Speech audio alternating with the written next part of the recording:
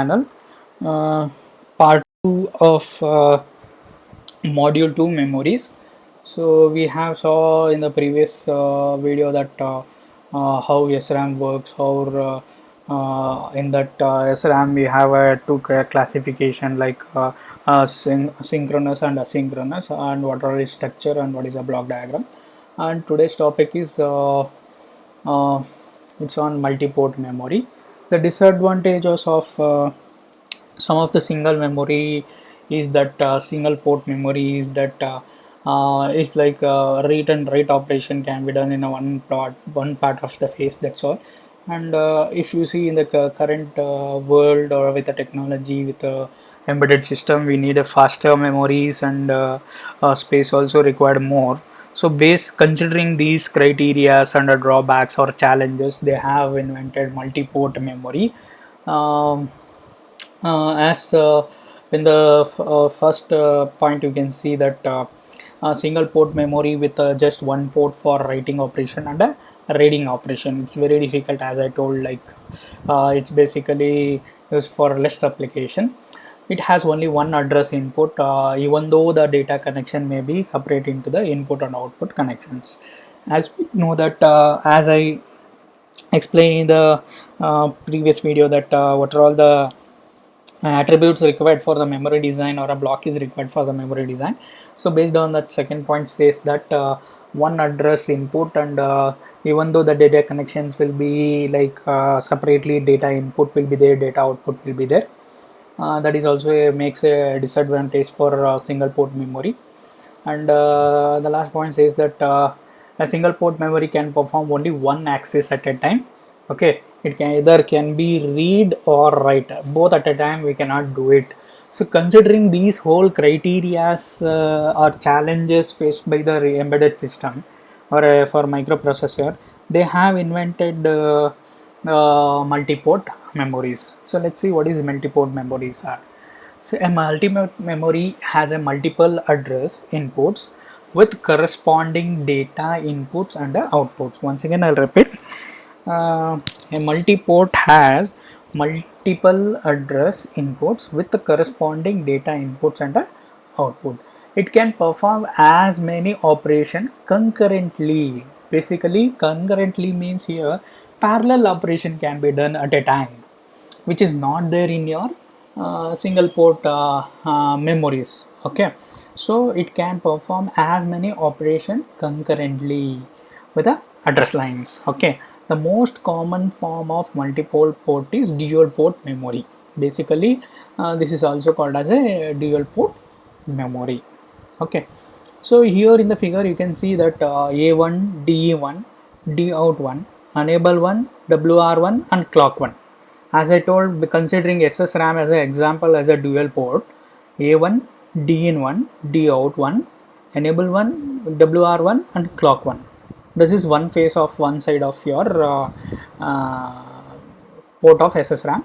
Other phase like A2, D in 2, D out 2, REN 2, WR2 and clock 2. So at a time both operation can be done. Okay, so this block represents a dual port SSRAM example. Okay, coming to the point, like multi-port memory typical consume more circuit. Obviously you can know that if you have a two operation at a time and two circuit at a time, obviously you can understand the complexity of a area wise it will be more, and circuit wise also it will be more, and power also it consumes more. Somewhere we have to compromise like size, circuit complexity and a power. Okay, so a multi-port memory typically consumes more circuit area than a single port memory with the same number of bits of storage.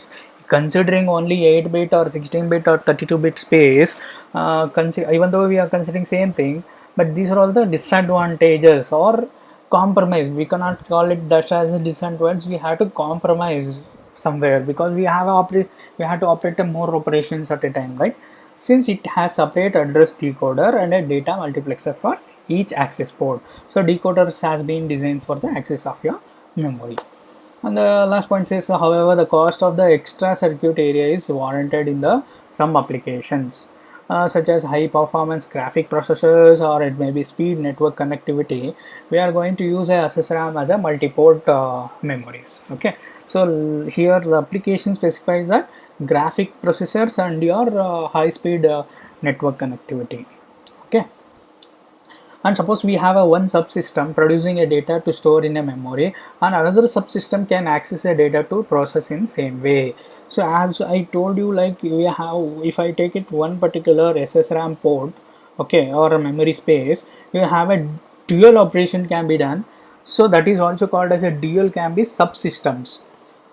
Basically two subsystems will be there. Okay, one system can store the data, other system can be access for the data. So like that wise we can use multi-port memories. If we use a single port memory, we could not, we need to have a multiplexer address with a input and a subsystem. So here if you implement a multiplexer over the complexity of the circuit also it will get increased. We could have arrange the control sections for the subsystem, so take and turn or access of a memory. So here the complexity keep on increasing if you want to implement, dual port with a single port operations. Okay, so that is the point says. What are all the disadvantages of your multi-port? There are two potential problems are there which is faced, or two challenges faced by the multi-port. Even though we have a lot of advantages of multi-port, here we'll be having a disadvantages also. The first one, command rate at which the subsystem need to move the data in and out memory exceeds the data at which the single access port can operate. As we learned, data rate combinations, if you take it, it is very complexity. It can how you are moving the data into that one and how you are accessing the data, that depends on at a time you want to, sometimes the operation will be have a bottleneck. Okay, that is the first point. So first disadvantage is. Second is, even if we have average rate does not exceed the capacity of single access port or single access port. If the two subsystem need to access the memory at the same time, one must wait, possibly cause the loss of data. So this is the main second disadvantage of your multi-port. Make a note of it. Having a separate access port for the subsystem, obviously both it will be having a sometimes problem. Okay. Okay, so that completes the theory part of multi-port here. We have a one problem on in this one, which I have collected from the textbook itself. Sometimes they may have generally they will ask, or it may be from the true textbook with you people. It is an example of 5.7, and develop a Verilog model for a dual port 4K 16-bit flow through SSRAM. Okay, once again repeat. Develop a Verilog model of a dual port 4K 16-bit flow through SSRAM. One port allows data to be written and read, while the other port only allows to data to read. Okay, so this is the query or a questions they ask you in the video, or it may be general questions. Solution: the clock input is common to both memory port. As we know that it is a common for both the memory port, that is a one factor, and the input and output with the names ending 1 are the connection for the read and write memory port, and the other input output naming with the 2. Here data in 1, data in 2, data out 1, data out 2, like that you are going to name it. So for that we are going to write a Verilog code. For that stuff we have to declare the input outputs. So in the first declaration, module dual port SSRAM, to use a pointer, output register 0 to 15, that is D out 1, input 0 to 15 D in, input 0 to 11 as a A1, and input enable 1 WR1. So as we saw many of the block diagram, this these are the common factors. That's why we are declaring which are all the input, which are all the output. Same wise for the DL, one more port of memory is output registered 0 to 15 D out 2, input 0 to 11 as a A2, input 0 to 11 as enable to input clock. So these are all the common declaration we are going to do for as a input and output. The next part is register 0 to 15 DRAM, sorry, data RAM 0 to 4095, always at positive edge cycle, always at a positive edge cycle. If enable is 1, if write pin is 1 begins. Okay, DRAM A1, whatever the input you are giving, you are going to store it in A1. Data out 1, whatever the input you are giving, you are going to output the data. Else what DRAM D out 1 means, like whatever the RAM stored data, it will be outputted. Okay, always at positive edge cycle. If enable 2 and data 2, whatever the data output is there, means the data which is stored in the RAM, you are going to output through the D out. So this is a simple code for your SSRAM for dual port. As per the question they have asked, develop a Verilog model of a dual port 4K 16-bit. That's why 4K and 16-bit is very important. Flow through the SSRAM. One port allows the data to be written and write, other port only for the read operation. Based on this only, the last part says that only for the read operation. Okay, so this is the example of your problem asked by the asked in the textbook. Okay, the next, I hope you understood the multiport. The next topic is dynamic RAM. We'll see what is the dynamic RAM means. A dynamic RAM is another form of volatile memory that uses a different form of storage cell for the storing data. It's the architecture or internal structure, if you take it, it is made up of like a one single transistor and a capacitor. Based on, like if you take SRAM, it is a 60 RAM, we call it as 60 SSRAM. 60 means 6 transistors are used to store the data, means like 60 are the design for one cell or a one block. But here if you come for dynamic RAM, it is a combination of only two components. Here one is transistor and another one is a capacitor. Okay, that's why is a form of volatile memory that uses a different form of storage cell for storing a data. Note that static RAM uses storage cell that are similar to D-latch. Okay, it is like a similar D-latch. In contrast, a storage cell for dynamic RAM uses a single capacitor and a capacitor and a single transistor. So one block represents a combination of capacitor and a transistor. And the last point says that DRAM cells are thus much smaller than SRAM cells. Okay, as we know, as I told you, SRAMs are designed with a 6 transistor. 60 means 6 transistor. The complexity, obviously it will more, and size also it will be more. But when come for DRAM cell, thus a smaller. Why? Because it's a combination of only a capacitor and a single transistor. So we need we can fit many more of them on a chip, because the size can be also increased, making a cost per bit of storage size as small. Okay, so as we know that like as I told, capacitor and a single transistor, much more of space can be increased. However, the access time of DRAM is longer than those of SRAM, because you can think that you have only one transistor and one capacitor. Why it is taking more is based on the charging and discharging of a capacitor. It takes a more time. So here you keep in mind that charging of a capacitor is nothing but storing of a logic 1. Discharging of a capacitor says that logic 0. So based on your capacitor, you are going to have a longer time access time in your DRAM than SRAM. Okay, thus there is a trade-off of cost, performance and complexity again with the memory capacity. Application are most commonly used in most of the main memories in computer systems. All your computer systems, laptops, whatever you take it, most of the RAMs are come with DRAMs. Okay, since they are satisfied with need of high capacity with relative low cost. Okay, So in this diagram you can see that how it is being designed. Bit line will be there, word line will be there. Here is a capacitor, here is a transistor, here is a capacitor with respect to ground. Let's see how it works.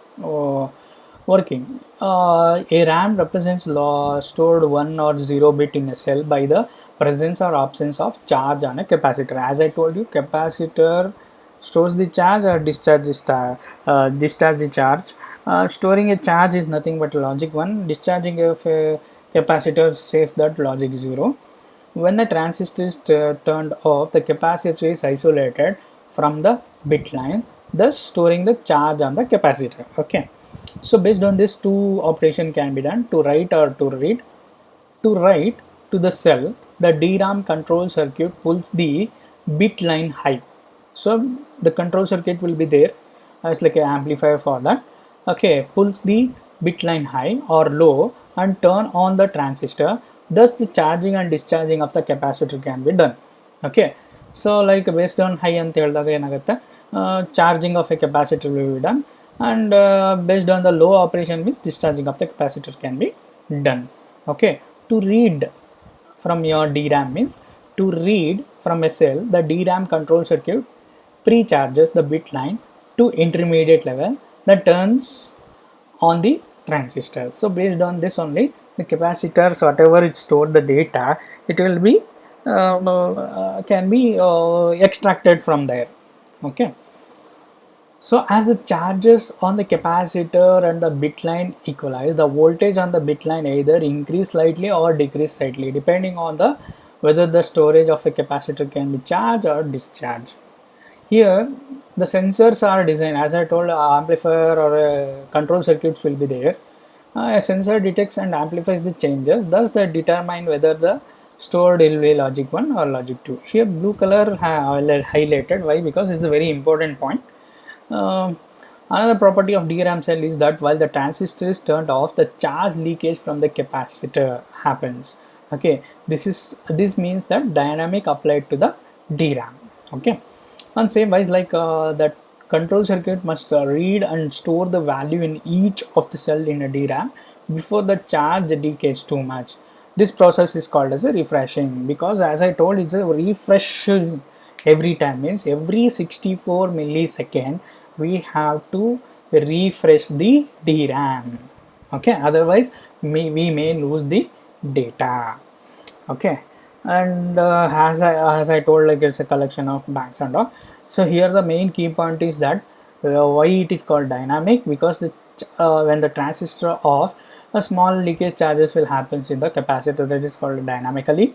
And one more is the key point is that every 64 millisecond we have to refresh the DRAM cell. Okay, that is very important. I hope you have understood the DRAM operation. Next we go for read-only memories. Here read-only memory, as I told you, that it is basically used in are used as a permanent memory, or also called as a code memory or a program memory. And okay, a simple ROM is a combinational circuit that maps from input address to the constant data value. We could specify the ROM content in a tabular form, or like whatever the content we have, like it can be specified in the form of tabular with a row of each address and an entry showing the data value to be address. Based on this, we have a programmable ROM. What is programmable ROM and types of programmable ROM and flash memories we'll see. Here programmable ROMs in which the contents are manufactured into the memory are suitable for application where the number of manufactured parts is high and where we can sure that the content will not be changed over the lifetime. Sometimes what happens here, the manufacturer itself will write the program or content to the application and he will lock that. Okay, so where you cannot edit by the user, but in the RAM what happens, you can write the data or retrieve the data based on your application. But sometimes in the programmable ROM what happens, you cannot be every time change the program. Okay, But some of the ROMs are there where you can pre-programmed, like some of the programs, some of the part of the memory is pre-programmed by the manufacturer, and rest of the memories are left for the users. Okay.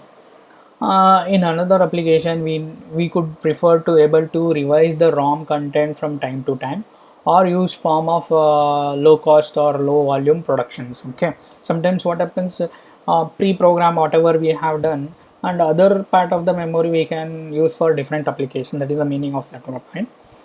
A programmable ROM meets these requirements. It is manufactured separately packaged chip with no content stored in the memory cell. Sometimes what happens, a blank PROMs will come where you can have all facility to write your data permanently and lock it, and nobody has to be editable. Okay, basically like uh, if you take a 8051 microcontrollers or Atmel controllers, and